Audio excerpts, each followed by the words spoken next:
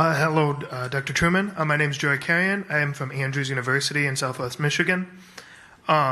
So my question has to do with religious liberty.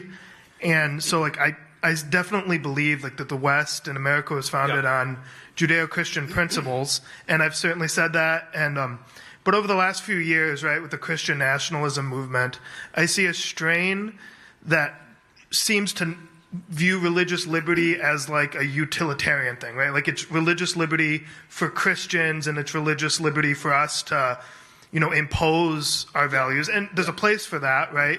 But how do you respond to those who don't see religious liberty as something for our atheist, Muslim, Jewish, and other brothers and sisters? Yeah. Well, I would say it isn't really religious liberty if we don't see it for them as well. I mean, religious liberty means religious liberty. How would I push back against that view? Well, first of all,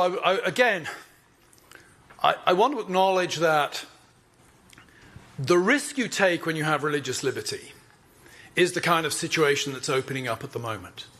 You can end up with a kind of anarchic loss of any overall moral vision within society. That's the risk of religious liberty. I think the alternatives have proved worse, by and large, in history. So that would be my first comment. Religious liberty, I think, acknowledges that human beings, we are free intentional agents, and that's good. It brings with it the risk, though, that we turn religion into a consumer commodity and it ceases to grip the imagination of society in general. Secondly, I would raise the practical question.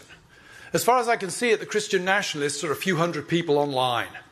I would strongly recommend Mark David Hall's new book on Christian nationalism, actually, for a very sober assessment of what it is.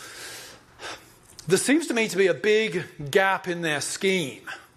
On the one hand, they're acknowledging Christianity as precious little purchase in the public square now. It's virtually powerless. But then they're positing that a strong Christianity will solve the problem. The missing link is, how do you get from A to C there? What do you do in the middle? And I don't see any practical way of doing that. So I think what they offer is a vision that works on X, or maybe works on Facebook, but has no possible practical reality whatsoever. I mean, we haven't even got a conservative, theologically conservative Protestant Supreme Court justice. The only good Supreme Court justices we've got are conservative Catholic ones, by and large.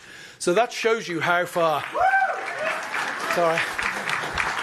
I'll probably get excommunicated from my denomination for saying that. But, I think Christian nationalism, it appeals to a certain brand of young men who feel marginalized and feminized by the culture.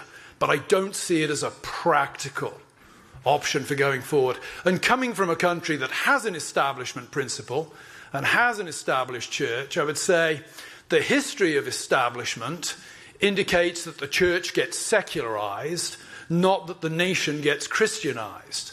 So I would also say, well, they may play the old communist card. Well, nobody's ever done it properly before. Well, that's not good enough for me. I think the church is the church. We want Christians to behave Christianly. We want Christians to have a public voice. We want people's Christianity to inform the culture and the world around. But I don't want the church running the nation.